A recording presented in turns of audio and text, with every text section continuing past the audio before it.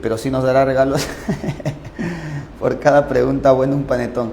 Podría ser una bonita dinámica, ¿no? A ver, hago un par de preguntas y si las responden bien, podría donarles un panetón. Claro, ya, un panetón por pregunta, no, mucha locura ya, pues señores, ¿no? Ahí sí todos van a responder filosofía, ¿no? Recién. Ya, empecemos entonces. El día de hoy nos toca ver lo que es filosofía política, que es un tema que viene frecuente en todas las áreas, ya sea A, B, C, D o E. Ha venido 3 preguntas de este tema en el último examen para el área A, para el área C también, ¿correcto? Entonces es un tema muy relevante. Hablemos entonces de su definición. ¿Qué es, profesor, la filosofía política? La filosofía política es una disciplina filosófica, es una rama de la filosofía. Pero ahora, si tú me preguntas, ya, profe, ¿pero qué es lo que estudia? Pues la filosofía política estudia a la política. ¿Y cómo es estudiar a la política, profesor? Para poder entender mejor ello, tenemos que diferenciar a la política de la filosofía política. ¿Y cómo se diferencia ello? Bueno, podemos decir que la política es un conjunto de acciones que realizamos, acciones con el propósito de ¿qué? Para la organización, para mejorar la organización social, la organización social. O sea que los seres humanos, cada vez que realizamos actividades o acciones con el propósito de mejorar nuestra condición social, estamos haciendo política. Por ejemplo, imagínate que en tu barrio hay mucho delincuente, ¿no? ¿Qué hacen? Tus vecinos se organizan, dicen chapa tu choro, ¿no? Ya, estas actividades que están realizando es con el propósito de mejorar su condición de vida, o mejorar la organización social. Entonces están haciendo prácticas políticas. De ahí que la política tiene un carácter más práctico, porque tiene que ver con actividades o acciones. Pero por otro lado, la filosofía política se encarga de reflexionar, de meditar, de cuestionar lo que hacemos en la práctica política, o sea, en las acciones. La filosofía política, por ende, es una reflexión sobre la práctica, vamos a poner aquí, la práctica o asuntos políticos, asuntos políticos. De ahí que la filosofía política tiene un carácter más teórico o reflexivo, es teórico o reflexivo, porque cuestiona, medita acerca de lo que hacemos en las actividades políticas, ¿ya? Esa sería la relación. Entonces a nosotros nos interesa más que nada la reflexión sobre lo que hacemos en la política. Y como nosotros estamos interesados en la reflexión sobre lo que hacemos en la política, vamos a ver las interrogantes que pertenecen a la filosofía política. Interrogantes.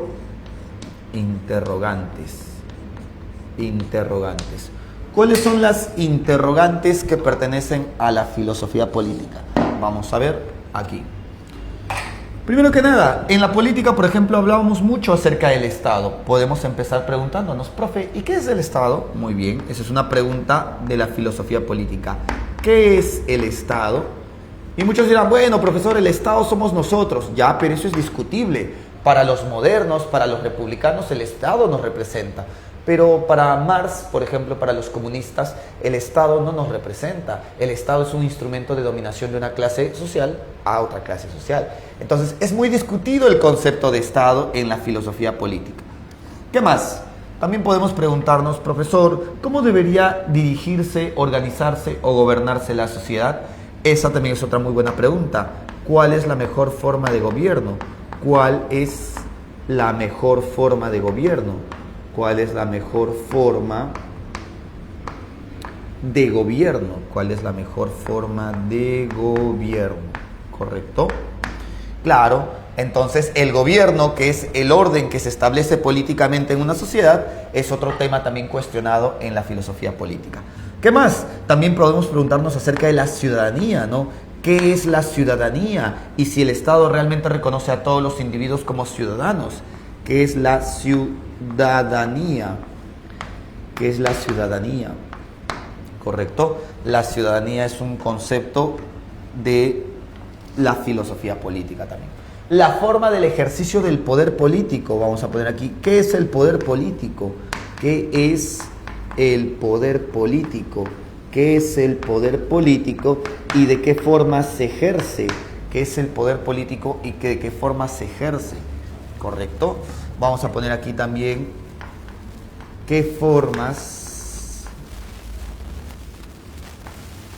hay de ejercer el poder político. Hay de ejercer, o qué formas existen de ejercer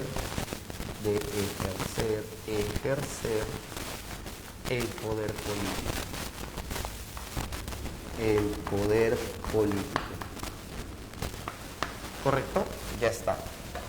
Entonces, todo aquel elemento, asunto, tema que esté vinculado a la organización social, a la organización, a la mejora de la sociedad, es parte de la filosofía política.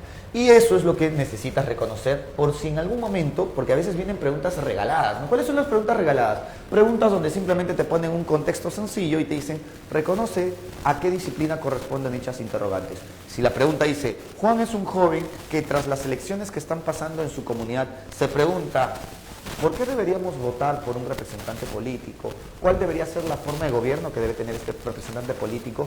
Y todas estas interrogantes que se hace Juan, ¿a qué disciplina corresponden? Estas interrogantes, por estar relacionadas con la organización social, están dentro de la filosofía política. Hasta ahí, ¿se entiende? ¿Vamos bien? ¿Sí?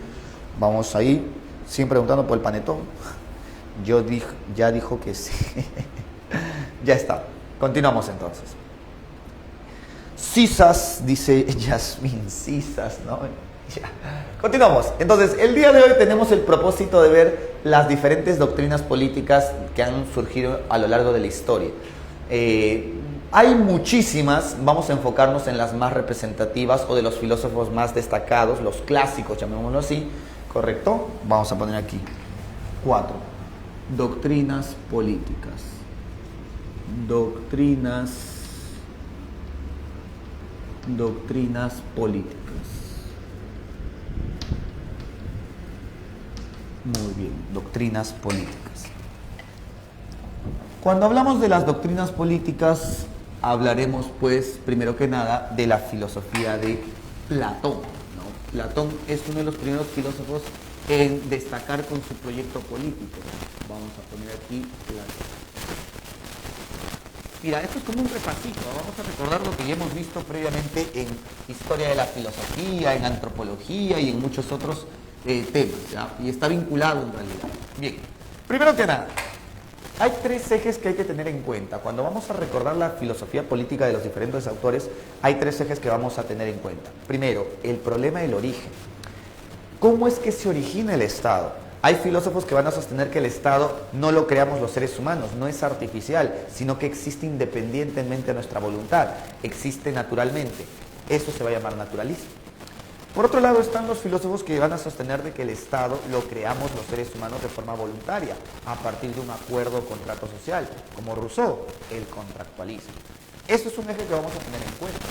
Por otro lado, el otro eje que vamos a tener en cuenta en las doctrinas políticas es la forma de gobierno o también llamado el régimen.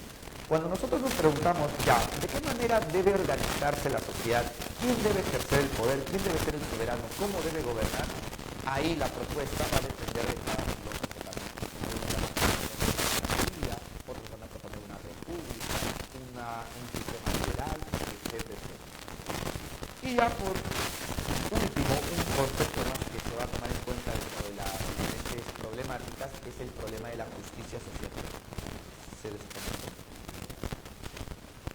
Sí, otra vez no. ¿Escuchan? ¿Se escucha?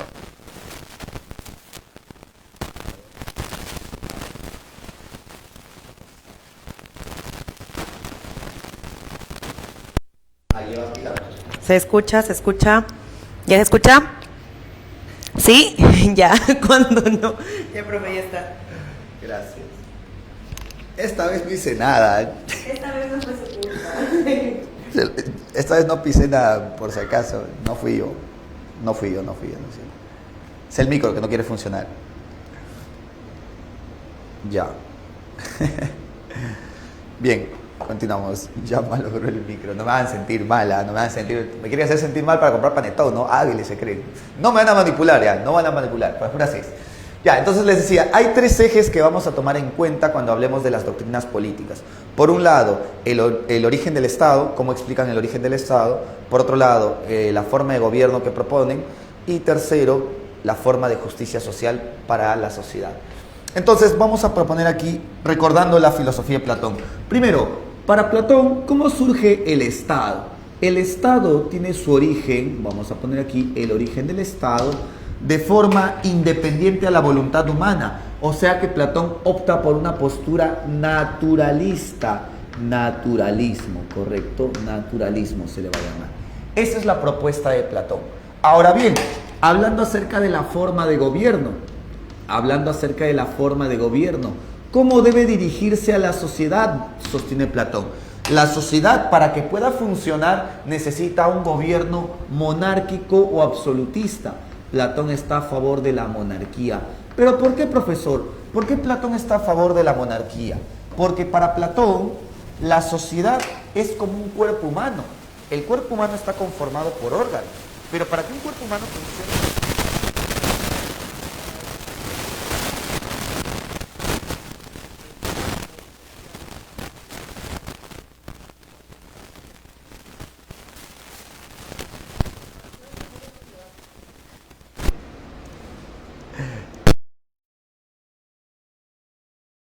¿Se escucha ahí? ¿Se escucha? No fui yo, ¿ah? No fui yo. Y ahora sí. Ya. Está pasando cosas raras, señores. Sí. No sean hábiles, ¿ah? A propósito, están que meter chacota para que les regale paletón. Hábiles, se creen, ¿no? Ya les he dicho, no van a manipular, pero las puras es. Ya, entonces les decía. Con otros no pasa. Uy, terrible. Así cuando uno es muy bueno, pues señores. Rompe el micrófono. Ya. Entonces, les decía, para Platón, la sociedad es comprendida como un cuerpo humano, donde cada individuo es un órgano y cada órgano puede ayudar a que la sociedad esté en buenas condiciones y funcionando. Entonces, para Platón, para que la sociedad funcione correctamente, uno debe dirigir a la sociedad. Y el que debe dirigir no es cualquiera, es aquel que tiene los conocimientos adecuados. Entonces, la monarquía que propone Platón se respalda en la teoría, vamos a poner aquí, en la teoría del Estado ideal, del Estado ideal. ¿Y qué nos dice la teoría del Estado ideal? La teoría del Estado ideal nos dice, para que un Estado funcione, cada individuo tiene que cumplir la función respectiva, de acuerdo a su capacidad. Y esto también está respaldada bajo la teoría del filósofo rey, ¿correcto? La teoría del filósofo rey. ¿Y qué es la teoría del filósofo rey, profesor? Básicamente es la justificación de la aristocracia del conocimiento. Aristocracia del conocimiento. Para Platón, los que tienen conocimiento son las personas con la capacidad de gobernar. Los que no conocen no tienen por qué participar ni del gobierno ni de la política. Y el único que tiene los conocimientos suficientes para gobernar es el filósofo. Bajo este enfoque, Platón dice, el filósofo desarrolla su alma racional y con su alma racional desarrolla sabiduría. Ya con su sabiduría tiene la capacidad de cumplir la función de gobernante, tiene la capacidad de gobernar. Esta es la propuesta política que propone Platón. Esta es la teoría política de Platón, ¿ya? ¿Cómo se va a llamar? La teoría del filósofo rey. El que debe gobernar es el mejor en función de sus conocimientos, y ese es el filósofo. ¿Bien? Muy bien. ¿Qué propone como justicia social? Vamos a poner aquí la teoría de la justicia social. Como forma de justicia social, Platón propone una especialización. ¿Qué quiere decir una especialización? Que cada individuo se dedique a la función que le corresponde, no que quiera, A Platón no le importa el deseo de la persona. No importa si tú quieres ser gobernante, si tú quieres ser guerrero. Lo que importa es lo que puedes hacer con tu capacidad. Y eso es la especialización. Platón lo define de este modo, que cada individuo se dedique a lo que debe. ¿Correcto? A lo que debe. Muy bien. Entonces, esa es la propuesta política de Platón. Hasta ahí, ¿se entiende? Hay alguna parte que quizás estamos resumiéndolo bastante sintetizado, porque recuerda que tenemos que ver alrededor de 12 filósofos, entonces el tiempo no nos va a alcanzar. Por eso estoy presentándolo de manera sintética. Pero si hay algún punto que no entiendan del todo, pueden consultar, ¿ya? Hasta ahí, ¿vamos bien entonces? Ya, continuamos entonces. Hablemos ahora del siguiente filósofo. Hablemos de dos. Hablemos de Aristóteles. Hablemos de Aristóteles, ¿correcto? Muy bien, si hablamos de Aristóteles, Aristóteles va a criticar el proyecto político de Platón, ¿correcto? ¿Por qué va a criticar? Porque va a decir, Platón, ¿qué clase de proyecto propones tú donde, claro, la sociedad funciona, pero todos los individuos de la sociedad no desarrollan su felicidad, no alcanzan su plenitud? Por ende, es una sociedad muerta en vida. Claro, tienes seres humanos, tienes individuos, pero ninguno se siente plenamente desarrollado. Entonces, Aristóteles, la propuesta política de Aristóteles no es más que su ética extendida a la comunidad. ¿Cómo así? Recordemos que para Aristóteles el objetivo de la ética es que todo ser humano alcance su felicidad. Esa idea de que el ser humano tiene el propósito de alcanzar su felicidad la extiende a la comunidad y eso se vuelve la política. Aristóteles en su libro La Política va a decir, es muy admirable que un hombre busque su felicidad, pero es mucho más admirable que un hombre busque la felicidad de toda su comunidad, de todo su pueblo o su polis. O sea que la política tiene el propósito de reflexionar acerca de cuál es el mejor gobierno que nos ayuda a alcanzar la felicidad de todos. Bajo ese enfoque, Aristóteles sostiene de que el origen del Estado es naturalismo. ¿Por qué, profesor, naturalismo? Porque para Aristóteles el colectivo, el grupo es anterior, el colectivo o el grupo es anterior al individuo. El individuo más bien existe después del colectivo. ¿Cómo así? Aristóteles está diciendo de que en la naturaleza los individuos se agrupan y esta agrupación no la deciden ellos, sino que ya pertenecen a dicha agrupación. Por ejemplo, tú naciste y no decidiste formar una familia, ya pertenecías a un grupo, una familia. Tú naciste y no decidías pertenecer a un país, ya pertenecías a un país, a una nación. Entonces, en el fondo, el colectivo, la sociedad es anterior al individuo.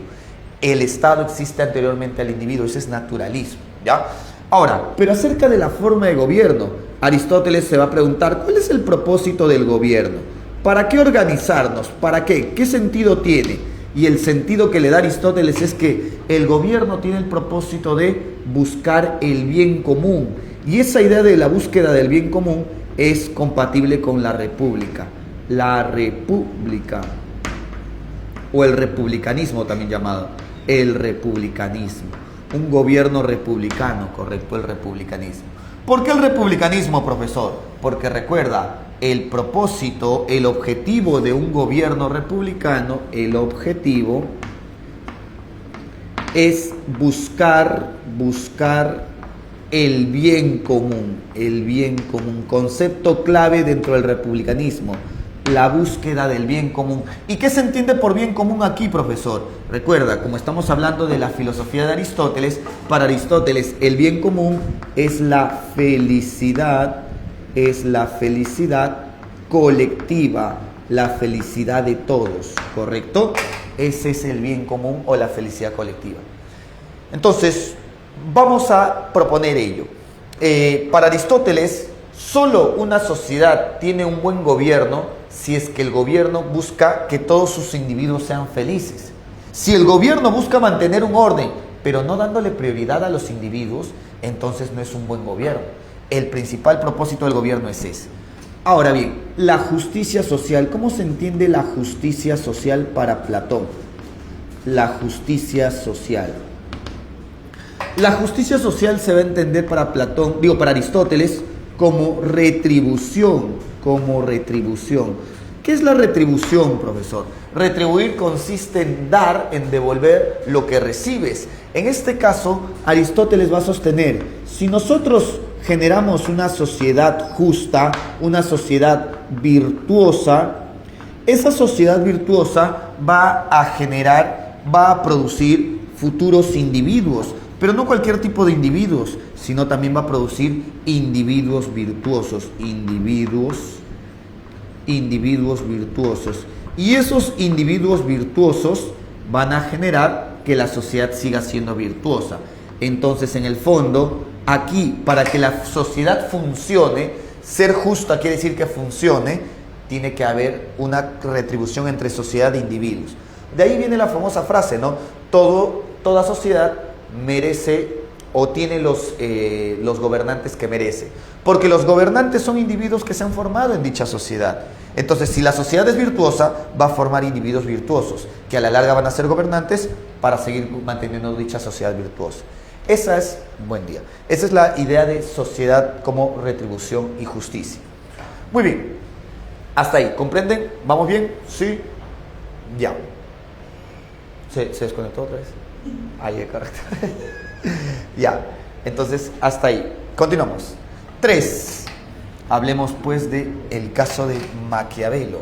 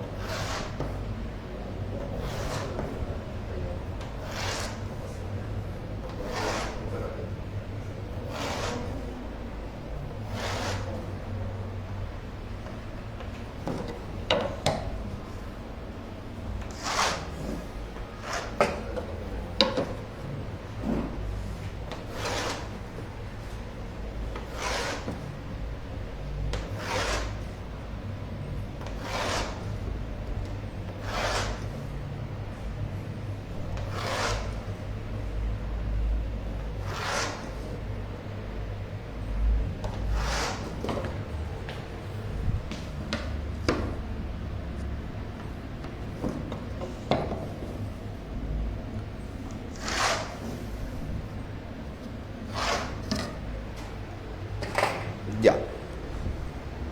Entonces, hasta ahí estábamos hablando de Aristóteles, ¿no? Porque Aristóteles prefiere un republicanismo más que una monarquía.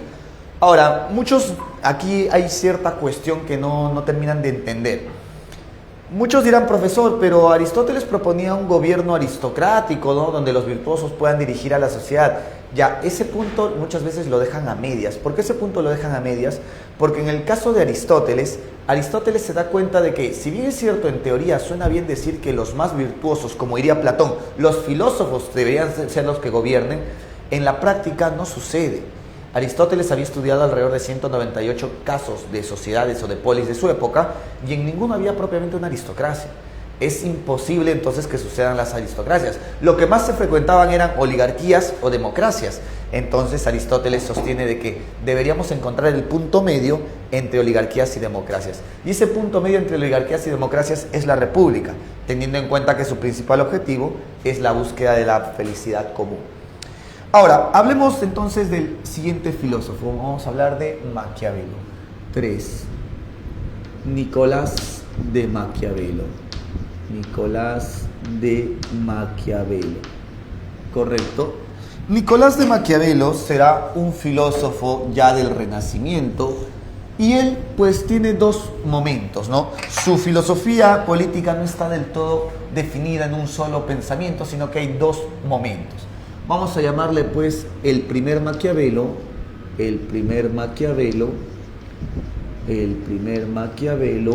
y el segundo Maquiavelo, ¿correcto? Y el segundo Maquiavelo.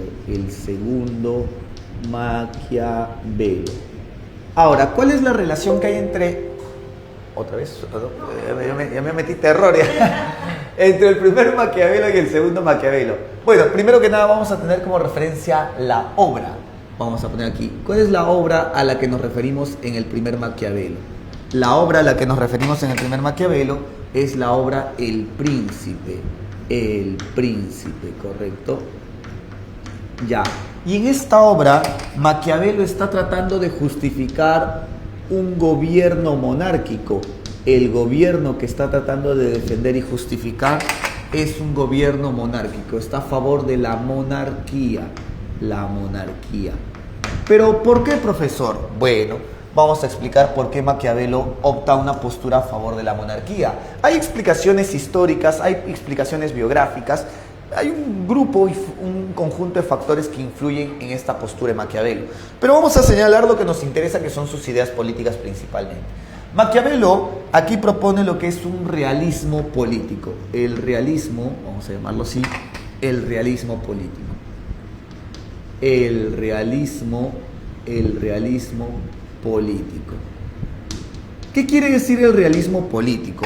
Muchos filósofos antiguos griegos como Platón y Aristóteles estaban señalando de que el propósito del que se dedique a la política es ser virtuoso. Por ejemplo, para Platón, ¿quién debe gobernar? El que tiene sabiduría, el que es virtuoso.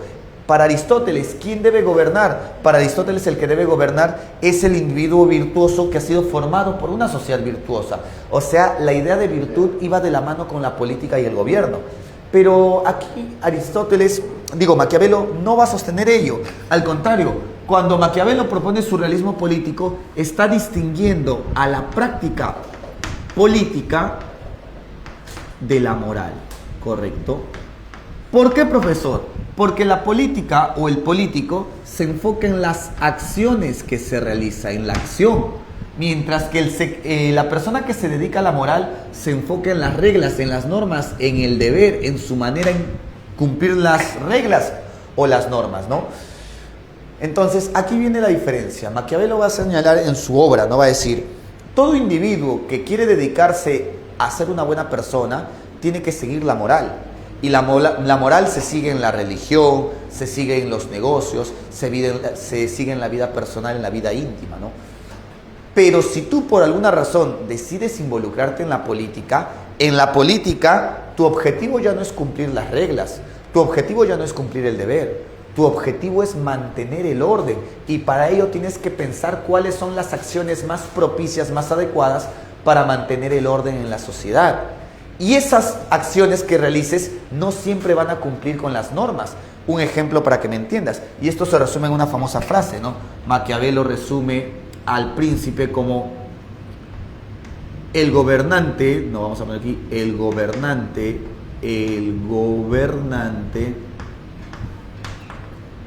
debe, ¿no? O tiene la astucia,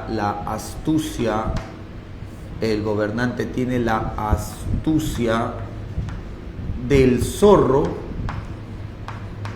y la fuerza del león. Y la fuerza del león. La fuerza del león, correcto. Guarda esos dos conceptos. El concepto de astucia asociado al zorro y el concepto de fuerza asociado al león, ¿correcto? Muy bien. Entonces, en la política uno tiene que saber adaptarse a las circunstancias y por eso pone la imagen del zorro. El zorro es un animal que siempre se adapta a las circunstancias. Eso es justamente lo que lo caracteriza, su astucia. Ejemplo, cuando tú eres gobernante no tienes que ser del todo honesto. Tienes que saber cuándo ser honesto y cuándo no. Si viene otro gobernante y te dice, oye, ¿tú me traicionarías? Pues tú no le vas a ser del todo franco. Tú, siendo astuto, le puedes mentir, le puedes decir, no, yo jamás te traicionaría. Pero tú debes ser astuto, saber en qué momentos traicionar quizás a una persona si no te conviene o mantener su confianza si es que te conviene. Al fin y al cabo, esto es lo que está señalando con la imagen del zorro, la astucia como forma de adaptación a las diversas circunstancias. Y la imagen del león se está refiriendo a una persona de que puede tomar decisiones fuertes, extremas, ante situaciones extremas. Por ejemplo, imagínate, Imagínate el siguiente caso, ¿no? Imagínate que tú eres el príncipe, o mejor dicho, ya tú eres el rey de una comunidad. Y como rey te enteras de que tu hijo, el príncipe, ha sido secuestrado. Y te piden pues que no sé, algún tipo de recompensa por tu hijo. Tú obviamente puedes tomar medidas extremas. Si sabes que posiblemente por recuperar a tu hijo todo el país, toda la nación, toda la patria se va a ver perjudicada, te toca tomar una decisión muy fuerte y extrema, que es la decisión de quizás abandonar a tu hijo. Eso le pasó a Stalin, por ejemplo. Tengo entendido que Stalin mandó a su hijo al ejército en la Segunda Guerra Mundial y había sido tomado como rehén. Lo habían identificado y lo habían tomado como rehén. Y los alemanes le pedían pues que libere a varios generales alemanes a cambio de su hijo. Stalin le dijo no. Bueno, hijo, lo siento, te tocó perder, ¿no? Ese tipo de medidas extremas o medidas fuertes las toma un gobernante. Entonces, esas dos imágenes es la que está destacando aquí Maquiavelo con el papel del político. Tú dirás, profesor, pero qué mal padre. Exacto. Por eso Maquiavelo va a decir, toda persona que llegue a involucrarse en la política va a terminar siendo malo. No es porque ha nacido para ser malo, sino que la política lo va a conllevar a tomar decisiones extremas, decisiones fuertes, y eso nos vuelve malos. ¿Cómo se le va a llamar a ello? A eso se le va a llamar pesimismo pragmático. Pragmático porque de acuerdo a la función de gobernante que cumplas, vas a terminar siendo malo, vas a terminar tomando decisiones malas. Por ejemplo, si tú eres rey y te enteras de que un grupo de jóvenes van a hacer una revuelta y quieren matarte, tú como rey tienes que anticiparte y matarlos a ellos antes de que te maten a ti. Profesor, pero matar está mal. Pero recuerda, para Maquiavelo, el gobernante no debe cumplir con las reglas, las normas de la moral, sino debe tomar las decisiones más adecuadas que convengan a la comunidad. Esa es la propuesta del primer Maquiavelo, ¿correcto? Ahora, esto va cambiando un poco para el segundo momento. El segundo momento ya se refiere a otra obra. La obra que estamos refiriéndonos aquí ya no es El Príncipe, sino es los discursos sobre la primera década del gobierno es discursos sobre el gobierno de Tito Livio, ¿correcto? Discursos sobre la primera década del gobierno de Tito Livio, ¿ya? Discursos nada más le ponemos para abreviar. Ya, pero ¿qué es lo que cambia aquí? Aquí Maquiavelo opta por un gobierno, vamos a poner aquí, opta por un gobierno ya no monárquico.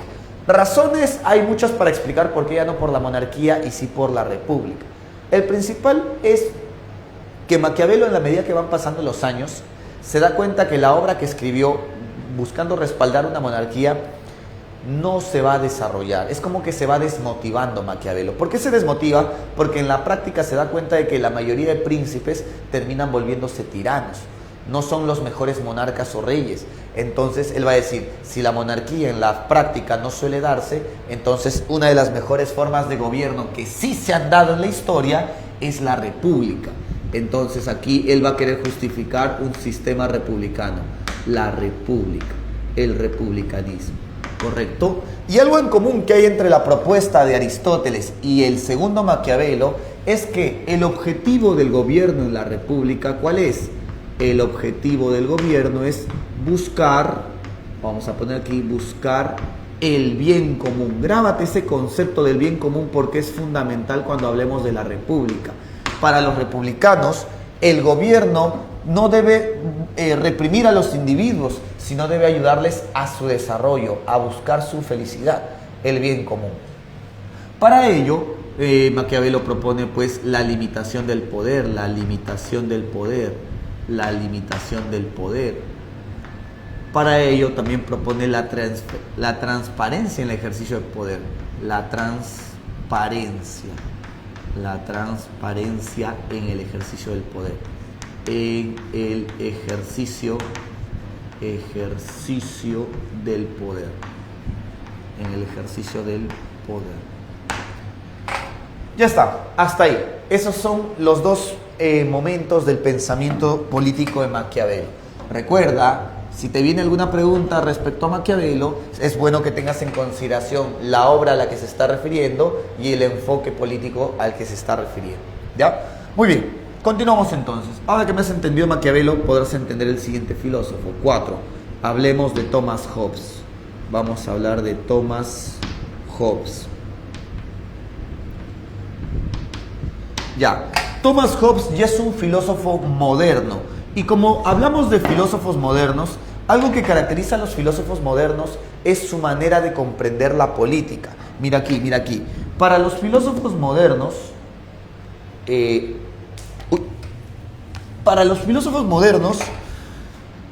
el propósito de la política es partir de una antropología. Por ejemplo, esto es lo que le van a llamar el método analítico sintético. Esto de aquí me estoy refiriendo a los modernos, ¿ah? El método analítico sintético propuesto por los modernos va a decir, a ver, si queremos entender el todo, tenemos que empezar por entender las partes, ¿correcto? ¿Cuál es el todo? El todo aquí es la sociedad, el grupo. ¿Y cuáles son las partes? Las partes que conforman a la sociedad son los individuos, son los seres humanos, los hombres. Entonces dijeron, ya está pues, si empezamos por comprender cómo actúa, cómo existe el ser humano, comprenderemos la sociedad, comprenderemos el todo. ¿Me dejo entender? Ya está. Esta visión de la política la va a presentar Hobbes, Rousseau y John Locke. Por eso es que para entender su proyecto político de los tres, tenemos que partir de su noción antropológica. Veamos aquí. El proyecto de Hobbes. Hobbes parte de una antropología, Hobbes parte de una antropología pesimista. ¿Por qué una antropología pesimista? Porque recuerda, para Hobbes, el hombre,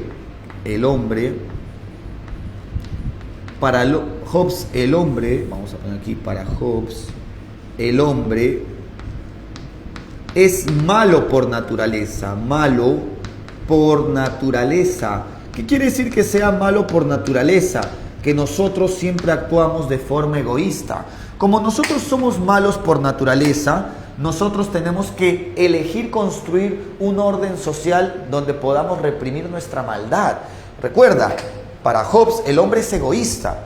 Entonces, si nosotros decidimos convivir con otros individuos, tenemos que encontrar la forma política, la forma de organizarnos que permita que nuestro egoísmo no nos afecte. No vamos a dejar de ser egoístas, solo tenemos que encontrar la manera de ser egoístas sin que afecte a los demás. ¿De qué manera? Justamente aquí dice, el Estado tiene que ser creado. Ya tienen una visión del Estado como algo que se origina a partir de la voluntad humana. El origen del Estado es contractualismo, correcto, el contractualismo.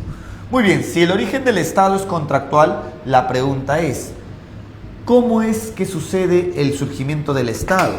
Bueno, vamos a explicar aquí. El surgimiento del Estado se da a partir de lo que llamamos el estado de naturaleza, el estado natural. En el estado natural, dice Thomas Hobbes, los seres humanos éramos libres, sí, y no de cualquier manera. Teníamos libertad absoluta. Podíamos hacer lo que quisiéramos, ¿correcto? Libertad absoluta. ¿Por qué, profesor, podemos hacer lo que queríamos? Porque básicamente en la naturaleza no hay límites, no hay leyes, no hay reglas, ¿correcto? Ya está. Pero el problema es que viviendo en el estado natural con libertad absoluta y sin reglas, esto, en lugar de ser algo favorable, fue algo desfavorable.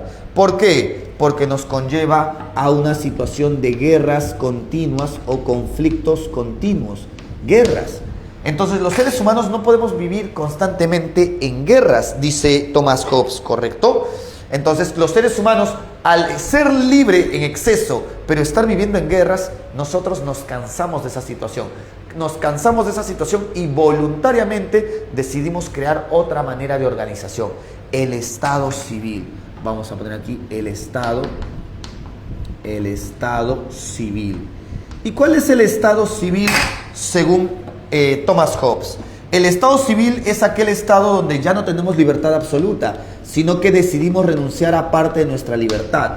Entonces ahora tenemos libertad, pero una libertad limitada.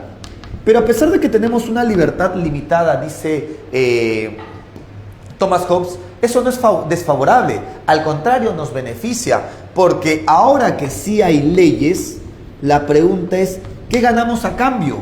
ganamos mayor paz, seguridad o tranquilidad. Pasamos de vivir en constantes guerras a vivir en paz. Pasamos del estado natural al estado civil. Mira, pasar de un estado natural a un estado civil voluntariamente es la visión contractualista del Estado. Nosotros decidimos crear el Estado. Ahora, pero si nosotros decidimos crear el Estado, ¿qué forma de gobierno debe tener el Estado? Aquí, el gobierno. ¿Qué gobierno debe asumir el Estado? El Estado debe tener un gobierno monárquico. Está a favor de la monarquía Thomas Hobbes. ¿Por qué a favor de la monarquía, profesor? Porque para Thomas Hobbes, si el hombre es egoísta, solo podemos mantener la paz manteniendo a raya su egoísmo. Y eso es a través del miedo. Aquí propone el Estado como un monstruo. El Estado como un monstruo llamado Leviatán, que a través del miedo, va a poder condicionar a los individuos a respetar las reglas, la tranquilidad de la sociedad. ¿Correcto? Esa es la propuesta de Hobbes. Entonces recuerda, si Hobbes asume la monarquía como mejor forma de gobierno, es porque Hobbes parte de una antropología pesimista, donde el hombre es egoísta y la única forma de mantener al límite ese egoísmo es a través de la represión estatal. ¿Se entiende hasta ahí? ¿Sí? ¿Continuamos? Ya. Escucha, ¿no? No va a ser que hace media hora estoy hablando solo. Sí. Ya, continuemos. Hablemos de 5. Hablemos de, en este caso, John Locke.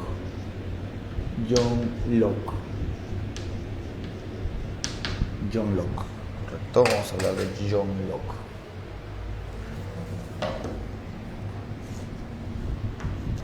Bien. Entonces, ¿qué propone John Locke? John Locke parte de una antropología optimista. Vamos a poner aquí, John Locke parte de una antropología optimista, correcto, una antropología optimista. ¿Y cuál es esa antropología? Bueno, bajo la concepción de John Locke, el hombre es un ser que posee, vamos a poner aquí, libertades individuales. Grábate bien ese concepto de libertades individuales, ¿correcto? Porque cuando hablemos de libertades individuales, es un concepto clave para referirnos ya a la propuesta de los liberales. Libertades individuales. Entonces nosotros los seres humanos, desde el simple hecho de nacer, ya poseemos libertades. ¿Qué tipo de libertades? Por ejemplo, por un lado tenemos pues derecho a la vida, ¿correcto? Tenemos derecho a la libertad, tenemos también derecho a lo que es pues a la propiedad privada, a la adquisición y acumulación de propiedades privadas, ¿correcto? Ya está. Pero a pesar de que nosotros ya tenemos derechos, ¿cuál es el inconveniente? El inconveniente es que no hay una autoridad que haga respetar nuestros derechos. Por ejemplo, tú, cuando eras niño, tenías libertad y muchas veces tenías tus propias cosas, pero podía venir uno de tus amigos que era más grande, era mucho más abusivo y te quitaba tus cositas, te quitaba tu almuerzo, por ejemplo. Entonces lo mismo pasaba en la naturaleza. Todos tenían propiedades privadas, todos tenían libertad de actuar, todos tenían derecho a la vida. Pero lo que faltaba era una autoridad que haga respetar esas libertades, ya que podrían venir otros individuos y afectar esa libertad tuya. Entonces, por eso, nosotros creamos el Estado. Una vez más, aquí, la propuesta que coincide entre John Locke, la coincidencia, la similitud entre John Locke y Thomas Hobbes es sobre el origen del Estado. ¿Por qué surge el Estado? Por un contrato o acuerdo colectivo de forma voluntaria. Su visión contractualismo, ¿correcto? Ya está. Entonces, el contractualismo de John Locke se va a ver claramente cuando John Locke señale de que en un principio estábamos en un estado natural, ¿correcto? Pero ¿qué es lo que faltaba en el estado natural? En el estado natural ya tenemos derechos, ya tenemos libertad. El problema es que hay una falta de autoridad que respete esa falta de autoridad. que nos ayude a respaldar o a defender esas libertades. Falta autoridad. Es así como decidimos nosotros voluntariamente crear otro orden llamado el Estado civil. ¿Y cuál es el Estado civil, profesor? El Estado civil, según John Locke, es aquel donde ya creamos al Estado como una institución, como una autoridad que respalda nuestras libertades. Aquí sí hay autoridad, existe la autoridad. Pero la autoridad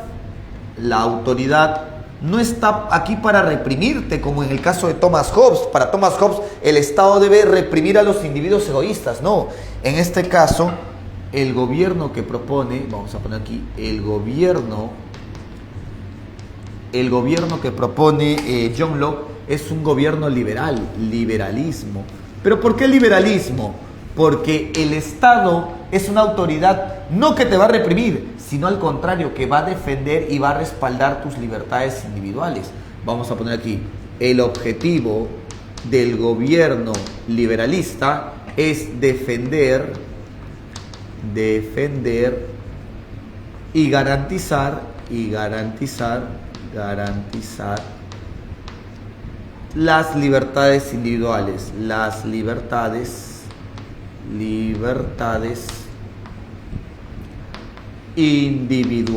individuales, correcto, ya está.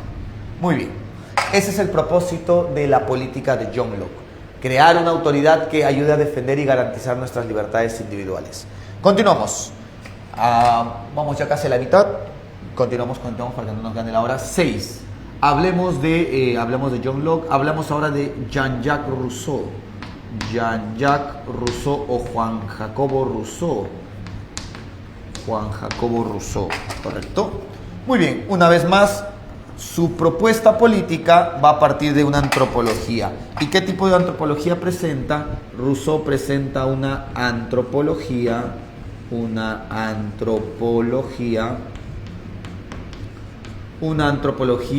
optimista, ¿correcto? Una antropología optimista. ¿Por qué es una antropología optimista, profesor? Vamos a recordar. Lo que pasa es que para Rousseau, vamos a poner aquí, el hombre para Rousseau es un ser bueno por naturaleza. Claro, porque nosotros no nacemos con conocimientos de maldad. Al contrario, nosotros somos buenos porque al momento de nacer somos inocentes, somos cándidos, ¿correcto? Y aparte de ser cándido, somos misericordiosos.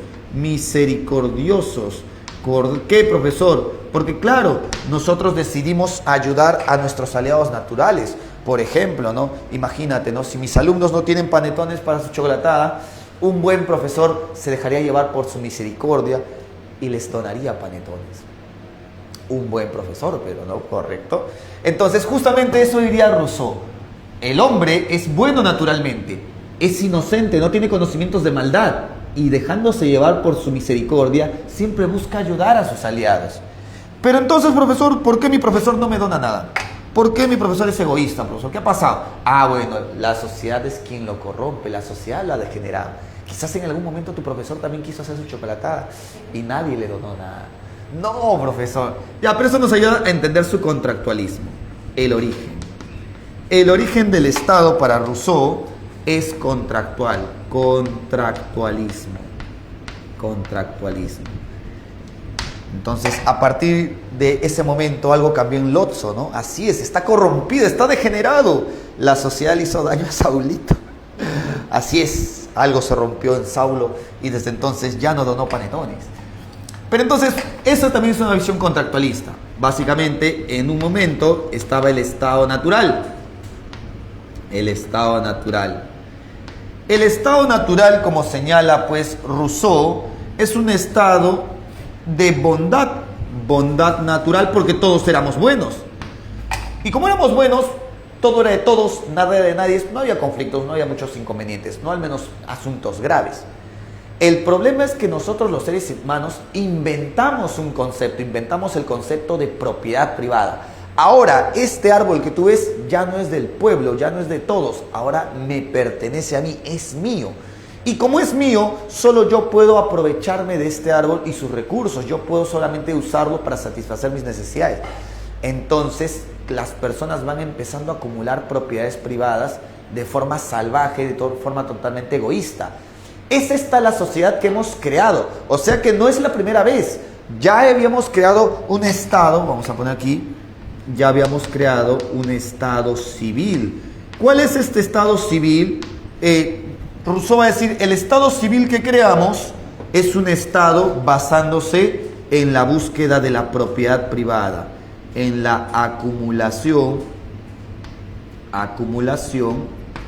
de la propiedad privada. Y como nos basamos en la acumulación de la propiedad privada, esto en el fondo no es otra cosa que el egoísmo puro, egoísmo. Por eso es que la sociedad actual nos degenera, porque es una sociedad que hemos creado basándonos en la idea de propiedad privada que promueve el egoísmo. Por eso el hombre nace bueno, pero la sociedad actual lo corrompe. Sin embargo, Rousseau no se queda ahí en sostener de que la sociedad nos corrompe. Rousseau y su proyecto político promueven un cambio. Él dice, pero podemos hacer un nuevo acuerdo, podemos hacer un nuevo pacto social, y en eso consiste la propuesta de Rousseau. Rousseau propone de que podemos crear un nuevo Estado civil. Este nuevo Estado civil, en lugar de basarse en la acumulación de propiedades privadas o de riquezas, tiene que basarse en, vamos a poner aquí, la búsqueda del bien común, la voluntad general y la búsqueda del bien común. La voluntad general y la búsqueda del bien común. Si Rousseau sostiene que nuestra voluntad como pueblo, nuestra voluntad general, debe buscar el bien común, entonces Rousseau está tomando una postura republicana. Ese es el gobierno que propone Rousseau. Vamos a poner aquí, el gobierno que propone Rousseau es un gobierno republicano. Republicanismo.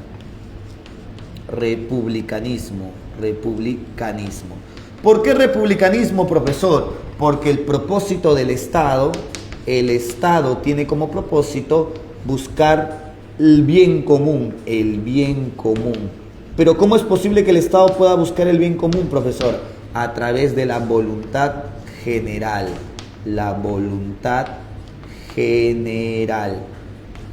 ¿Correcto? Hasta ahí, ¿se entiende? Entonces, ¿a dónde quiero llegar con esto? Tanto Hobbes, John Locke y Rousseau son contractualistas, porque para ellos el Estado lo creamos nosotros, los seres humanos, a partir de nuestra voluntad. O sea, el Estado es artificial. Pero a pesar de que son contractualistas, lo que los diferencia o lo que difieren es la forma de gobierno. Para Hobbes, el gobierno debe ser monárquico, ya que como los hombres son malos egoístas, el gobierno debe reprimir y controlarlos. Mientras que para John Locke, como el hombre tiene derechos, el Estado debe surgir para poder defender sus libertades o derechos. Y por último, para Rousseau, la mejor forma de convivencia social es buscando el bienestar común a partir de la voluntad general, república. Entonces ya encontraron el punto de similitud, pero al mismo tiempo el punto de diferencia entre los tres filósofos. ¿Ya? Listo, hasta ahí, ¿cómo vamos? ¿Vamos bien? ¿Vamos bien? ¿Se entiende? ¿O ya volaron? Sí, ya. Vamos terminando ya. Porque siempre me enredo con los cables. Ya. Todo bien, dice, el micrófono voló, ¿no se escucha? Hablen bien, ¿ah? No me hagan aquí a psicosear, señores. Ya hay micrófono nuevo, ya, cualquier cosa. Ay, muy bien, hay micrófono nuevo, dicen. Así es, tengo todo el derecho de romper entonces. Pensé que me estaban respaldando, ¿no? Normal, profe, rompa. Es por si vuelve a fallar, ya creo que se cambie. Ya comprendo. Por si vuelvo a desconectar. Ya. Vamos a ver.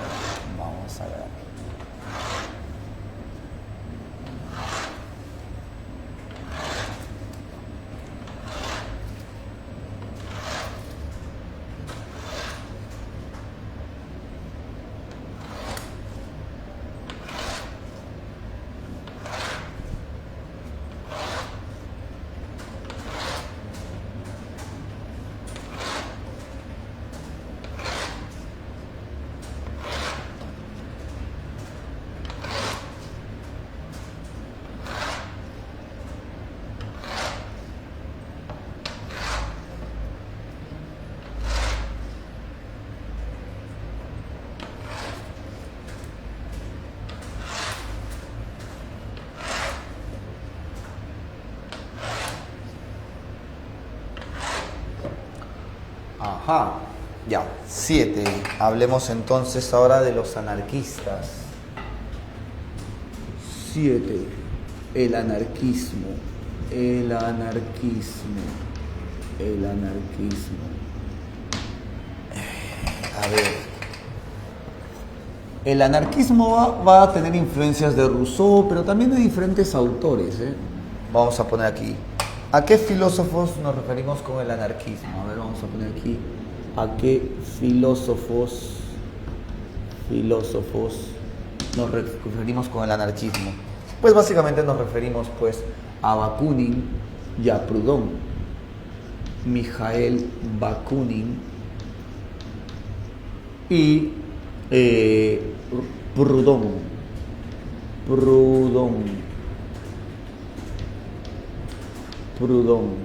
correcto, y Proudhon. Muy bien. Entonces, mira, su visión de ellos también es de que el Estado ha sido creado. El Estado no existe por naturaleza. El Estado tiene un origen contractual. El origen del Estado, el origen es contractual, contractualismo. Contractualismo.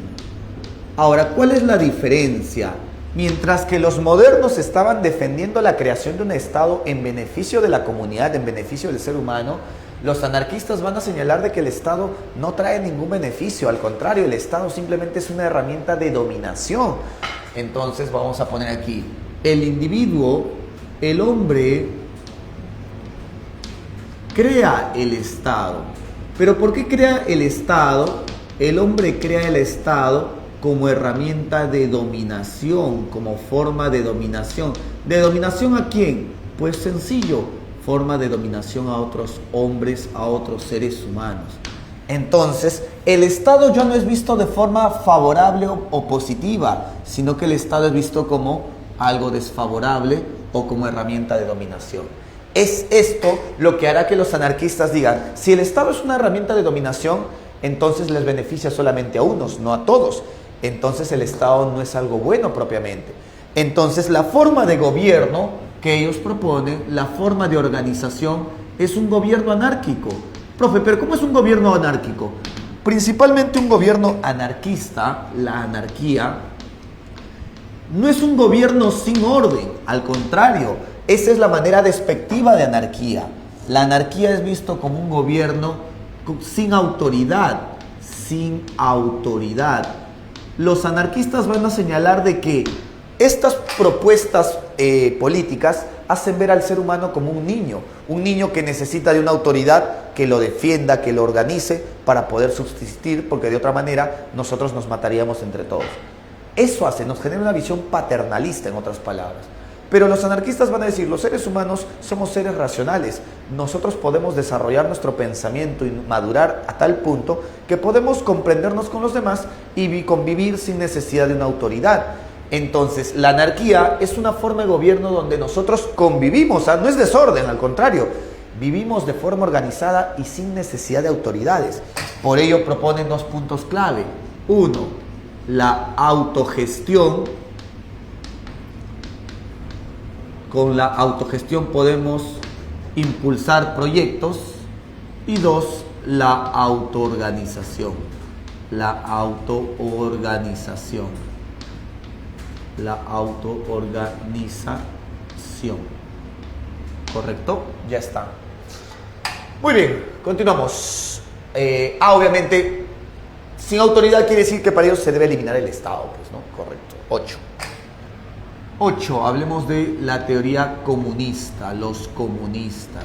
Cuando hablamos de los comunistas, hablamos pues de los más destacados, como puede ser Marx, Engels, Lenin, Stalin, correcto. Vamos a poner aquí, ¿qué filósofos son los comunistas?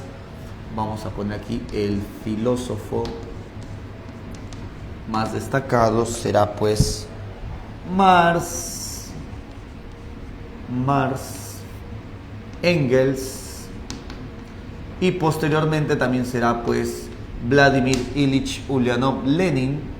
También puede ser Lenin y Stalin, ¿no? Bueno, hay varios. Pero lo que nos interesa, lo que van a compartir los comunistas con los anarquistas es esa visión crítica del Estado. tanto para los anarquistas como los comunistas, el Estado no es una herramienta que beneficie realmente a los ciudadanos. Al contrario, también es visto como una forma de dominación. Vamos a poner aquí. Hablando acerca del origen, para los comunistas, sí, el Estado surge de forma artificial, contractualismo, ¿correcto? Contractualismo. Pero si bien es cierto, el Estado surge de forma contractual, también volvemos a repetir, aquí el concepto cambia un poquito. Para los comunistas, una clase social decide crear el Estado. ¿Y con qué propósito crea el Estado? No buscando el beneficio de todos, sino buscando aprovecharse de otra clase, de otra clase social. ¿Cuál es esa clase social? Pues básicamente la burguesía. La burguesía.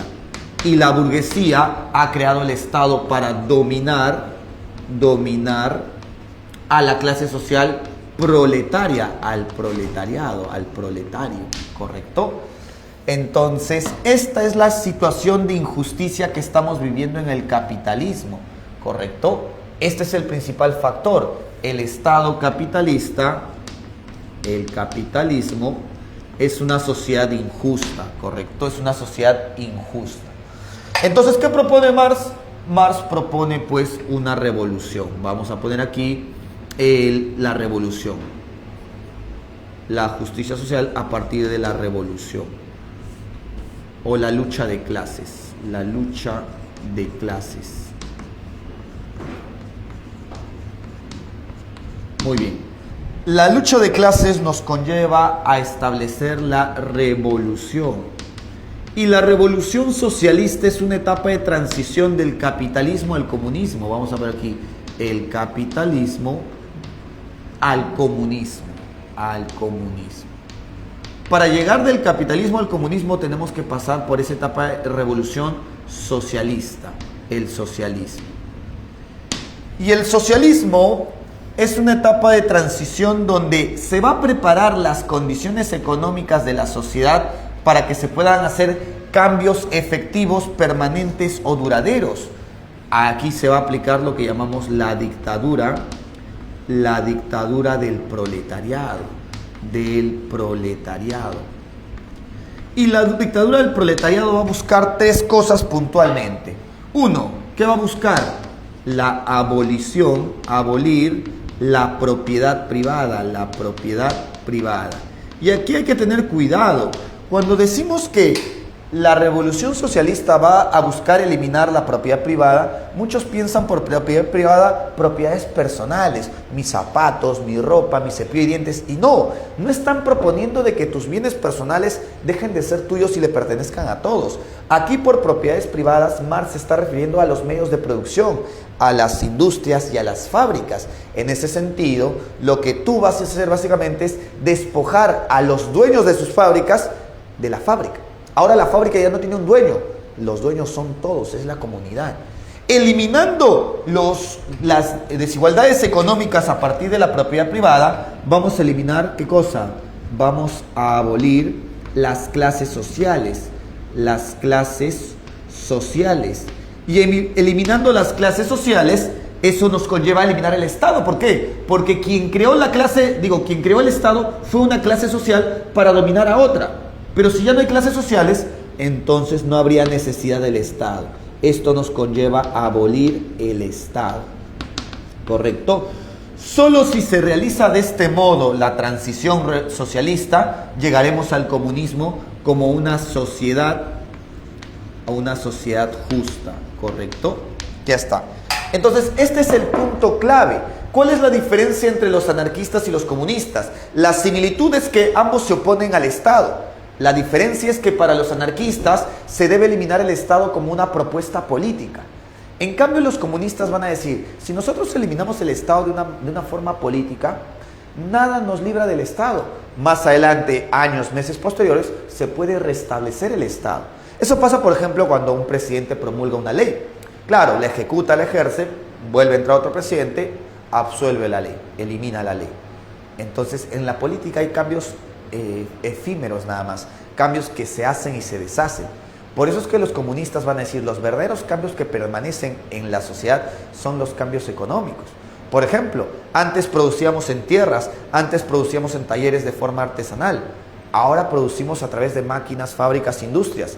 Nuestra economía no va a querer regresar a la etapa anterior. Si tú, por ejemplo, en tu primer trabajo, lo único que hacías era trabajar de mozo recogiendo platos, y ahora, posteriormente, años más adelante, eres un gran gerente de una empresa que ganas millones de dólares, tú no vas a querer regresar a tu economía anterior. Los cambios significativos permanentes, tanto en tu vida como en la sociedad, son los cambios económicos.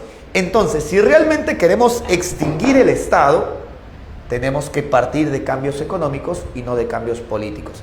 Esa es la diferencia entre los comunistas y los anarquistas. ¿Se entiende hasta ahí? ¿Cómo vamos? A ver. Me dicen. Ya. Vamos. Correcto. Dudas, consultas, me dicen. Ya. Chipi dice. Hábil, ¿te crees, no? Todo bien entendido, listo. Ya. Ah, ya, sí. Va tomándole fotito porque voy a borrar. Sí, yo puedo borrar la primera parte. Ah, ya, genial. Ya. ¿Qué me borrar? Ya, ahí está. Voy a escribir algo más acá. 9. Vamos a hablar entonces ahora del utilitarismo. El utilitarismo. El utilitarismo es una doctrina política donde encontraremos a los filósofos John Stuart Mill y Jeremy Bentham. Vamos a poner aquí la doctrina política de los filósofos John Stuart Mill,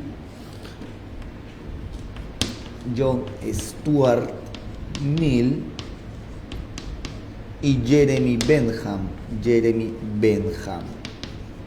¿Correcto? Ya está.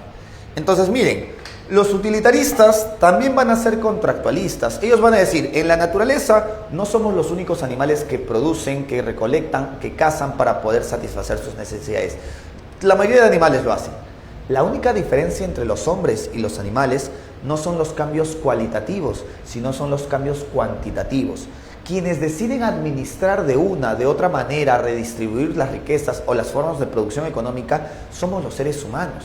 Entonces, es ahí donde radica nuestro mayor nivel de conflicto o problema social.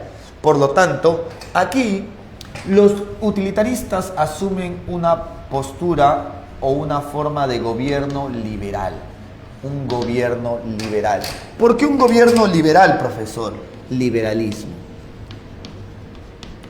Porque ellos, mira, en la época estamos hablando siglo XIX-XX, en la época del utilitarismo, la mayoría de proyectos políticos eran republicanos y los republicanos promueven la creación del Estado porque el Estado va a buscar el beneficio de todos. O sea, en otras palabras, el Estado va a querer que tú mejores. Pero a diferencia de esa propuesta de los republicanos de derecha, van a surgir las posturas de izquierda. Las posturas de izquierda en un momento serán las comunistas, porque se van a poner al Estado, ya que el Estado es un instrumento de opresión y no es una herramienta de beneficio. Pero también los liberales. Pero entonces John Stuart Mill señala, ¿no? Yo teniendo la posibilidad de inclinarme hacia el comunismo o inclinarme hacia el liberalismo, ¿por qué elegí el liberalismo? Y John Stuart Mill explica, lo que pasa es que en el comunismo se pierde la libertad del individuo. Por ejemplo, aquí en el comunismo, la burguesía es una clase social, el proletario es una clase social, y lo que tú debes hacer depende de tu condición como clase social. Tú, si eres parte del proletariado, debes hacer la revolución en contra de la burguesía. Profe, pero yo no quiero hacer la revolución, yo no quiero matar gente, yo no quiero recurrir a la violencia, no me gusta. No me importa lo que tú quieres, importa lo que la sociedad necesita, y la sociedad para llegar al comunismo necesita la revolución. Entonces, en el comunismo se pierde la libertad del individuo, la autonomía. El individuo se vuelve parte o uno más del grupo. En cambio, en el liberalismo no. Por eso John Stuart Mill, teniendo como la libertad uno de los valores principales de su filosofía, opta por una postura liberal. ¿Ya? Entonces, ¿qué sostiene? Dice que la libertad de uno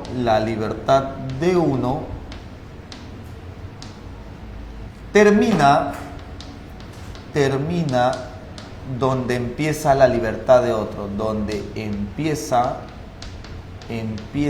la libertad de otro, la libertad de otro. Ese es el proyecto de los utilitaristas, ¿ya? Ahora sí, borro por acá para poder ir culminando ya. Estamos en el 9, son 12 autores, faltan 3 nada más. Vamos a ponerlo aquí.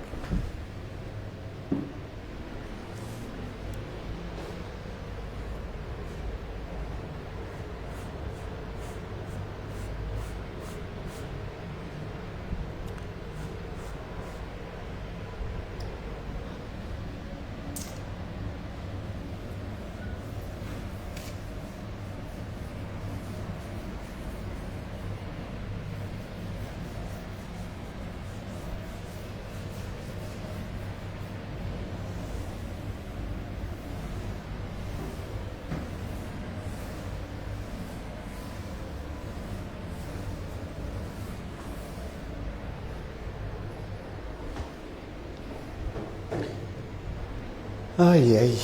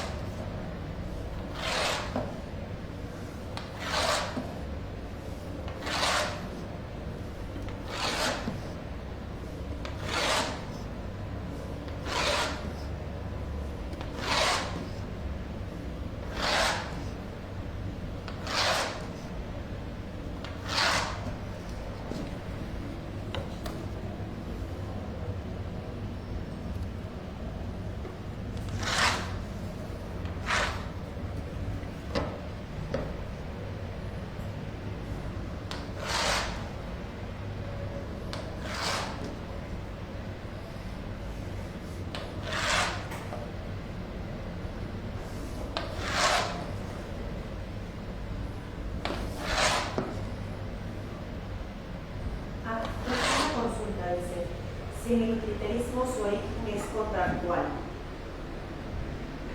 Ah, sí, dije que era contractual, como les decía, ¿no? Los utilitaristas van a señalar de que todos los animales naturalmente producimos o acumulamos o recolectamos objetos para satisfacer nuestras necesidades. Los depredadores también cazan, recolectan, ¿no? Hay individuos que toman frutos de las plantas, de los árboles. Entonces nosotros no tenemos mucha diferencia en ese aspecto con los animales, pero lo que sí nos diferencia es la manera de administrar nuestros recursos, o sea, la economía. La economía propiamente ya es artificial y como la sociedad se basa en relaciones económicas, entonces ahí también señalan de que la sociedad en la que vivimos los seres humanos tiene un origen contractual, no es igual al de la naturaleza, tiene una visión contractual, así es. Lo que discuten ellos es la forma de organización de esa sociedad. No debería ser republicana, debería ser más bien liberal, ¿no? Porque la liberal o la perspectiva liberal toma como principal eje o principal importancia la defensa de la libertad de los individuos. Así es.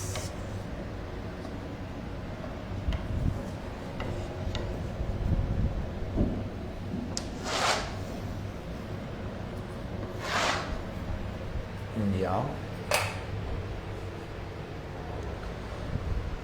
Muy bien. Lo que pasa es que a partir de los modernos muy difícilmente van a haber filósofos o intelectuales que van a proponer visiones naturalistas del Estado. Los modernos han marcado bastante bien nuestra manera de pensar y claro, la mayoría de filósofos posteriores van a sostener posturas contractualistas acerca del Estado. Bien. Hablemos entonces ahora del siguiente filósofo, John Rawls. 10. Vamos a hablar entonces de John Rawls. 10. Hablemos de John Rawls. Bien. Entonces, tomando en cuenta la filosofía de John Rawls será considerado un neocontractualista, ¿ya? Entonces, para él, el Estado se origina como un evento contractual. Pues sí, vamos a poner aquí el origen contractual. Solo que él, de manera similar a Rousseau, va a proponer de que debemos hacer una nueva construcción social, debemos hacer un nuevo pacto social. A eso se le va a llamar neocontractualismo. Neocontractualismo, correcto, neocontractualismo.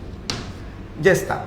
Entonces, tomando en cuenta la idea del neocontractualismo, aquí John Rawls propone su teoría. Vamos a poner aquí la teoría, o primero que nada, ¿cuál es el problema que está afrontando John Rawls en el siglo XXI ya?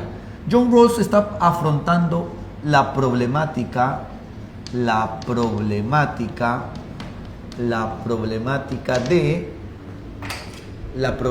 de el utilitarismo. ¿Cómo que el utilitarismo, profesor? Sí, lo que ustedes quizás desconocen o no sabían es que el utilitarismo era una de las corrientes o de los pensamientos más predominantes del siglo XX. La mayoría de países se habían visto influenciados por el utilitarismo, y no solo a nivel ético, sino a nivel político. Querían ejercer políticas utilitaristas. Y aquí es donde viene el problema, dice John Rawls. El utilitarismo busca el beneficio de la mayoría.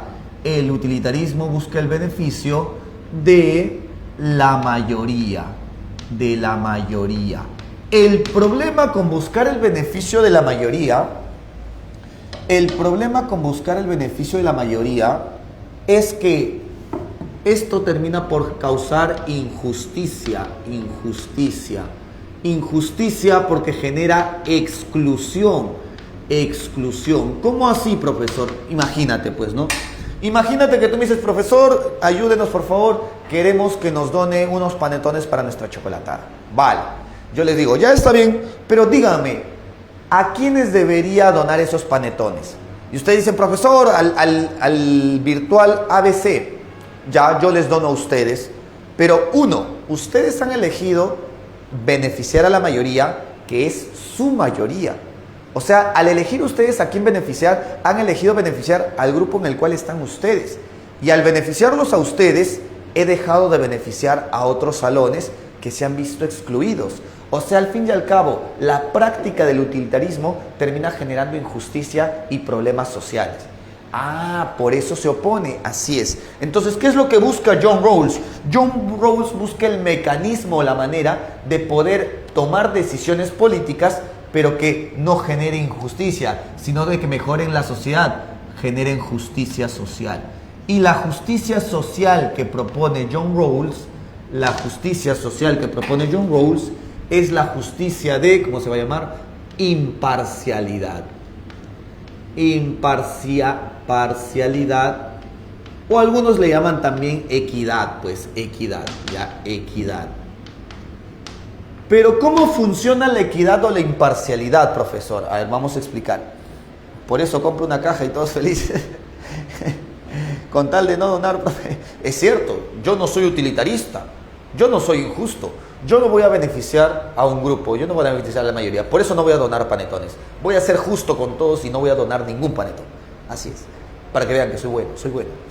Ya, entonces les decía, ¿no? ¿Cómo se aplica la imparcialidad? La imparcialidad se aplica primero suponiendo la posición original. La posición original, ¿qué es eso, profesor? La posición original.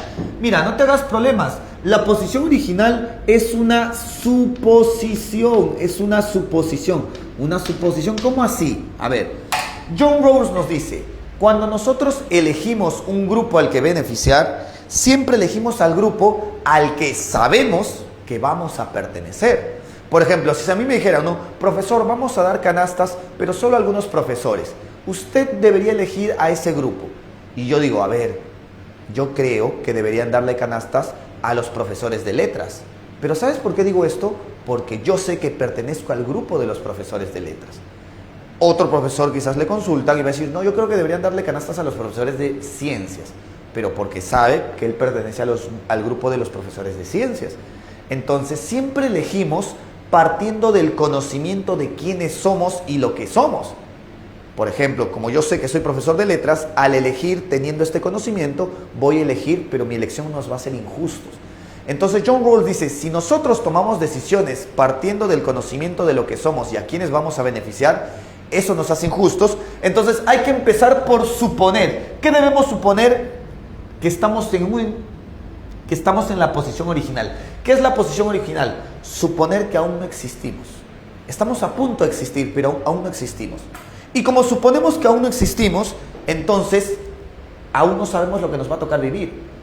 Yo, ahora que ya existo, yo sé que soy varón, sé que soy peruano, sé que soy profesor, sé que soy de la clase media o clase baja, como quieran. Pero la idea es que ahora, desde aquí, yo sé quién soy. Y las decisiones que voy a tomar es buscando beneficiarme a mí y a lo que soy. Pero, ¿qué pasaría si yo aún no existiera? Esa es la posición original, suponer que aún no existo. Y si aún no existo, aún no sé lo que me va a tocar vivir. Aún no sé si voy a ser hombre, si voy a ser mujer, si voy a ser peruano, si voy a ser rico, si voy a ser pobre. Entonces, el suponer que aún no existo me conlleva al velo de la ignorancia. Al velo de la ignorancia. ¿Qué es el velo de la ignorancia? El desconocer lo que me va a tocar vivir. El desconocer mi identidad. Básicamente desconocer mi identidad. Y al desconocer mi identidad, ¿esto qué va a lograr? Esto va a lograr de que yo pueda tomar decisiones más imparciales. Esto me conlleva a la imparcialidad. A la imparcialidad. ¿Cómo así, profesor? No entiendo. A ver, te explico. Escúchame. La imparcialidad.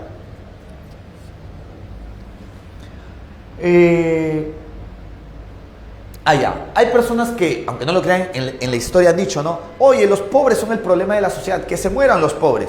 Como sostienen de que los pobres son el problema y proponen matarlos, ellos eligen esto porque saben que pertenecen al otro grupo, al grupo de los ricos, que no se van a ver afectados. Pero entonces, preguntémosle a esta persona, oye, tú dices que se deben morir los pobres porque sabes que tú no eres un pobre, pero supongamos que aún no existes. Posición original. Ahora que suponemos que aún no existes, desconoces si vas a ser rico o vas a ser pobre. Y ahora que desconoces si vas a ser rico o pobre, ¿a quién decidirías matar? Bueno, ahora que no sabes, recién te das cuenta de que podría tocarte cualquiera de los dos grupos. Y como podría tocarte cualquiera de los dos grupos, prefieres no matar a nadie.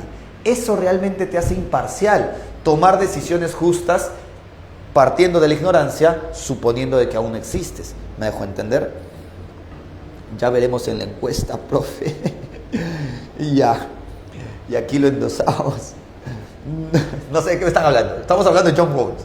Entonces, John Rawls va a decir, así se pone en práctica la imparcialidad. Pero la imparcialidad debe cumplir dos principios. Principio 1, condiciones básicas para todos. Condiciones básicas para todos. Condiciones básicas para todos. ¿Correcto? ¿Qué quiere decir condiciones básicas? Por ejemplo, si yo soy presidente, yo como presidente tengo que tomar decisiones políticas que primero que nada le den la misma oportunidad a todos. Acceso a luz, agua, desagüe, educación, salud e internet, que ahora es un recurso fundamental. Pero a partir de esas condiciones básicas que le doy a todos, debo ser imparcial aplicando el segundo principio. ¿Cuál es el segundo principio? Que en la realidad nunca vamos a encontrar una igualdad absoluta. Siempre, como en economía, no vamos a estar en el punto de equilibrio absoluto. Siempre va a haber una tendencia a algún extremo. Entonces, es preferible, vamos a poner aquí, aceptar desigualdades, siempre y cuando dichas desigualdades favorezcan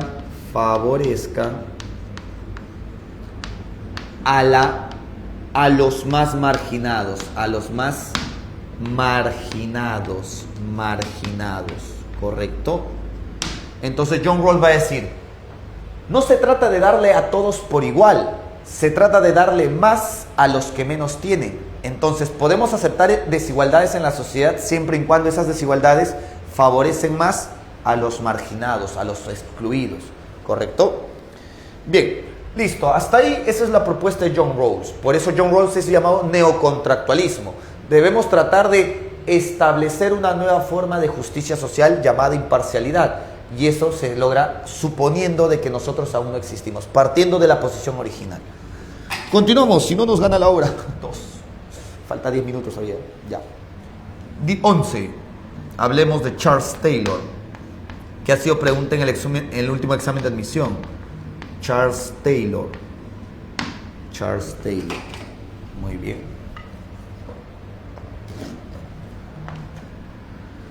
Muy bien. La propuesta política de Taylor parte de un rechazo al liberalismo extremo. Vamos a poner aquí rechazo al liberalismo extremo. ¿Por qué rechaza el liberalismo extremo, profesor? No entiendo. ¿Cuál es el problema? Vamos a explicar. El problema con el liberalismo extremo sostiene por sostener que la identidad de un individuo se construye de forma individual.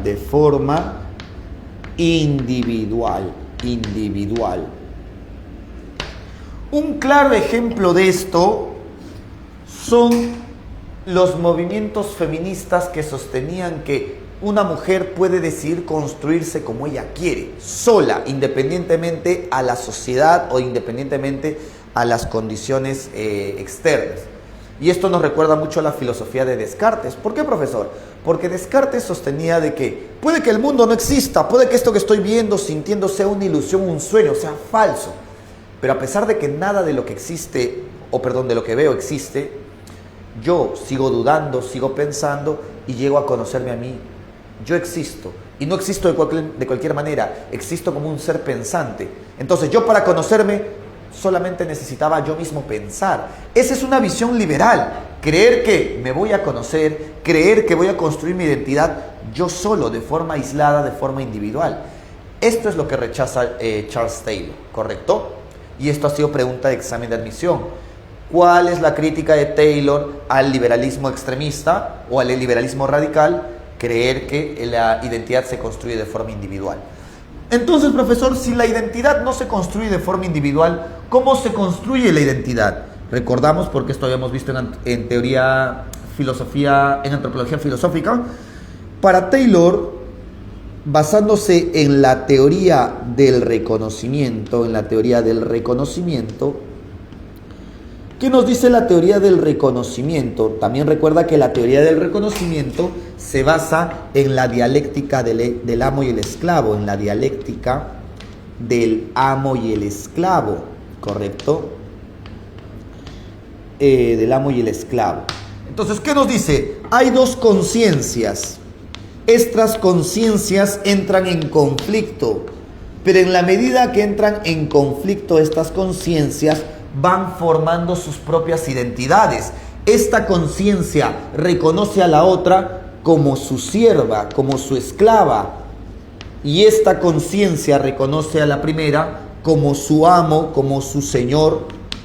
Entonces, en la sociedad hay funciones como la de ser un señor o la de ser un siervo, pero porque hay otros que te reconocen de ese modo. Tu identidad se construye a partir del reconocimiento colectivo o social, ¿me dejo entender? Entonces, esta es la idea del reconocimiento. Un ejemplo concreto para que se entienda mejor. Por ejemplo, si yo estuviera absolutamente aislado de todos los demás individuos, yo en primer lugar no podría saber si soy un buen o un mal profesor. Son ustedes y su opinión, su valoración, quien va construyendo mi identidad. Si a veces me dicen, gracias profesor, gracias porque sus clases me han servido, le entendí lo que no entendía, me ayudó bastante, sus comentarios van haciendo que yo construya la identidad de que soy un buen profesor. Pero si por otro lado ustedes me dicen, profesor, por su culpa no tomé chocolatada el sábado, por su culpa no tenía panetón, usted es un mal profesor. Y las personas escuchan lo que dicen, básicamente van construyendo mi identidad como un mal profesor. Entonces, mi identidad no depende solamente de mí, depende también de cómo los demás me valoren, ¿correcto? Entonces, en ese sentido, donador de panetones. Entonces, en ese sentido, mi identidad es colectiva. Esa es la conclusión a la que llega Taylor. La identidad se construye de forma colectiva. La identidad se construye de forma colectiva. De forma colectiva. ¿Correcto? Ya está. Entonces, si la identidad se construye de forma colectiva, va a depender cómo los otros construyan mi identidad para yo sentirme realizado, pleno, o sentirme afectado y violentado. ¿Me dejo entender? Vamos a poner aquí la teoría multicultural.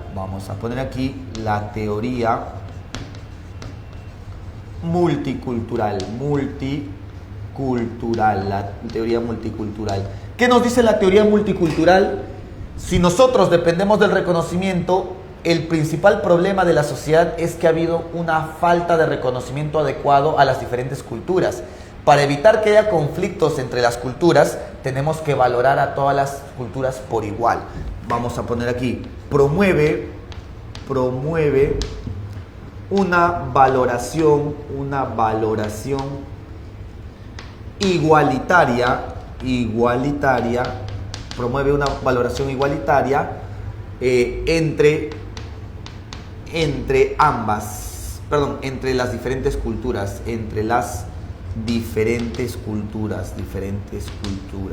No hay una cultura superior, no hay una cultura inferior. Todas las culturas son distintas, pero al mismo tiempo igual de valiosas. Valorar de esa manera nos conlleva a mejorar nuestra convivencia con los demás. ¿Qué más? Ya me gana la hora. Vamos a ver aquí de la teoría comunitarista. La teoría comunitarista.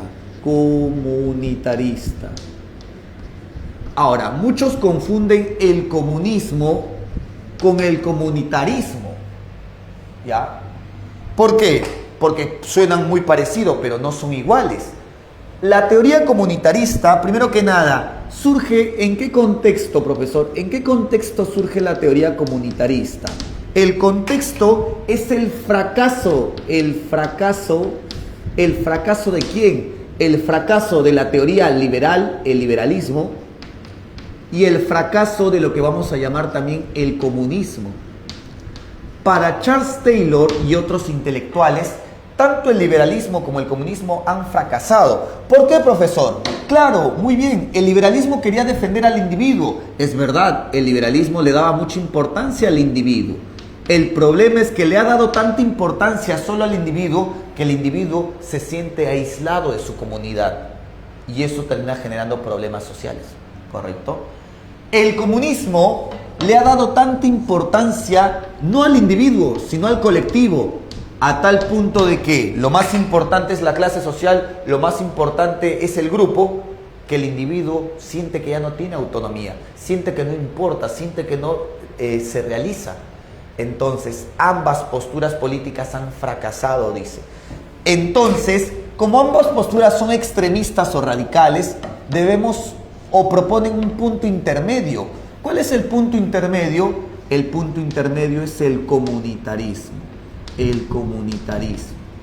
¿Y qué propone el comunitarismo, profesor? El comunitarismo propone el desarrollo del individuo, del yo, pero en relación con su comunidad, que son los otros, ¿correcto? Los otros. ¿Cómo así, profesor? Yo me voy a sentir pleno y realizado cuando me sienta parte de un conjunto, de un grupo, de una comunidad. Y al mismo tiempo dicha comunidad me reconozca del mismo modo y me valore de la mejor manera. Si hay una relación adecuada de pertenencia del yo con la comunidad y la comunidad también lo reconoce al yo como parte de, esto hará una mejor convivencia. Esto hará, vamos a poner aquí, una convivencia democrática. Una convivencia democrática. Pero ¿qué pasaría si yo me siento parte de una comunidad y la comunidad me violenta? La comunidad no me respeta, la comunidad no me reconoce, no me valora. Por ejemplo, imagínate, ¿no? Esto pasa muchas veces en el ámbito laboral, ¿no? Yo hablo con diferentes personas y les digo, oye, ¿cómo te va en tu trabajo? Pucha, yo lo doy todo, me esfuerzo y etcétera. Mi jefe no lo respeta, mi jefe no lo valora y eso hace a la larga que las personas no quieran quedarse en dicha empresa, quieran aislarse, quieran alejarse. Una vez más se generan conflictos. Entonces, así como sucede en las empresas, también sucede en la sociedad. Hay personas que no son reconocidas de forma adecuada y eso hace que se vean violentadas en su sociedad, en la propia sociedad que tiene. El papel de la mujer, por ejemplo, ¿no? El papel de la mujer se ve relegado muchas veces a ser secundario al del varón y eso ha generado que muchas mujeres renieguen de ser mujeres, entre otros ejemplos. Muy bien, entonces esto sostiene la teoría comunitarista.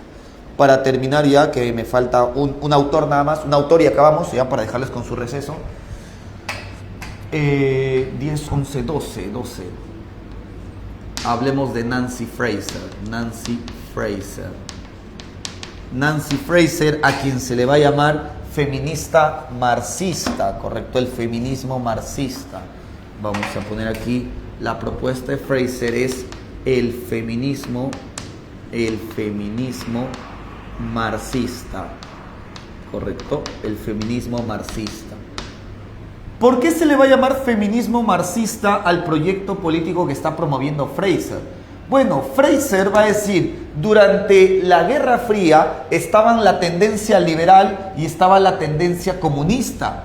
Y los movimientos feministas se han inclinado a apoyar el movimiento liberal y con ello el bloque norteamericano. Y dejan de lado la doctrina marxista, comunista o socialista del bloque soviético. Pero al hacer esto, inclinarse a un solo bloque, han solamente promovido el reconocimiento cultural y nada más. Pero han abandonado algo que también es muy importante para mejorar la sociedad: la mejora de condiciones materiales o condiciones económicas. Te voy a poner un ejemplo concreto. Supongamos que yo a mis dos hijos, a mi hijo varón y a mi hija que es mujer, les digo, no, chicos, los dos son muy importantes para mí. Los dos son mi vida, básicamente. Los valoro de la misma forma. Ahí los estoy reconociendo de la misma manera, los reconozco de la misma manera. Pero hay un problema, que si bien es cierto, eso digo en palabras, en la práctica a mi hijo varón le pago la universidad, le pago la mejor institución educativa, mientras que a mi hija no le doy ningún centavo, no le favorezco en ningún sentido, no le ayudo a desarrollarse materialmente de ninguna manera. Entonces ahí te darás cuenta, no importa que se reconozca solamente culturalmente, si esto no se aterriza y se lleva de la mano con mejorar condiciones económicas. Por eso Nancy Fraser le va a llamar a su teoría, vamos a poner aquí la propuesta de justicia social que propone Fraser, es buscar la justicia también en el ámbito económico. Por eso su teoría se va a llamar la teoría bidimensional de la justicia. Bidimensional de la justicia. ¿Y qué nos dice la teoría bidimensional de la justicia? De que la sociedad debe mejorar en dos aspectos. ¿Cuáles son esos dos aspectos? El aspecto cultural, buscando un mejor reconocimiento. Y buscar también mejorar el aspecto económico, buscando una mejor redistribución de las riquezas y oportunidades laborales. Redistribución, ¿correcto? Muy bien. Si estos dos aspectos se mejoran en la sociedad, se va a mejorar la justicia, ¿correcto? Ahora, esto viene de examen de admisión en la última fecha para el área A con medicina y vino así nada más. Pero por si acaso te agrego algo más. Años posteriores, Fraser escribe otro ensayo donde agrega aquí una dimensión más. Agrega una dimensión. ¿Cuál es la dimensión que agrega? La dimensión política. ¿Y qué dice Fraser? A nivel político tenemos que tener paridad. ¿Qué es paridad, profesor? Paridad se entiende como las oportunidad de participación y representación política.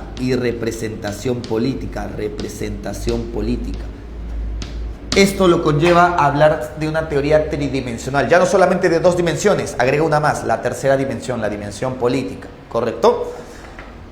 Un ejemplo, México es un ejemplo de esto, esto les había mencionado en antropología filosófica. En México se está promoviendo que como requisito de los partidos políticos que postulen algún tipo de candidatura, estos tengan un porcentaje de cada población de un país. Por ejemplo, si solamente hay varones en un partido político, los varones muchas veces van a pensar desde su situación y para su situación, cómo mejorar a los seres humanos, varones. Más no van a pensar en circunstancias específicas por las que pasan las mujeres como inseguridad ciudadana, violencia familiar, violencia de género, y por lo cual no van a mejorar esos aspectos. Es necesario que en un partido político haya un grupo de varones, pero también un grupo de mujeres para que las mujeres representen a las mujeres. También es necesario que haya un grupo de indígenas para que los indígenas representen a los indígenas. ¿Cómo así, profesor? Claro, por ejemplo, si yo postulo a la alcaldía, a la presidencia, yo voy a buscar mejorar mi condición o la condición cercana a mí, que puede ser la ciudad de Lima. Pero yo muchas veces voy a desconocer las circunstancias que viven los indígenas y los problemas que afrontan. Por eso mismo es necesario que todos tengan acceso a participación, pero también a representación política. Esa sería la tercera dimensión si es que en caso te viene una pregunta actualizada. Pero lo que ha venido en el examen de admisión es como teoría bidimensional nada más. Hasta ahí, ¿se entiende? ¿Todo bien? ¿Claro? Uy, ya me pasé ya. Ya, les dejo hasta aquí. Aquí está receso, igual aquí está panetón, ¿no? Eso para que no me digan, no, profesor, no me dio la teoría completa, por su culpa no ingresé. Ya. Los dejo aquí, muchachos. Las claves le paso a su tutora, ¿ya? Listo.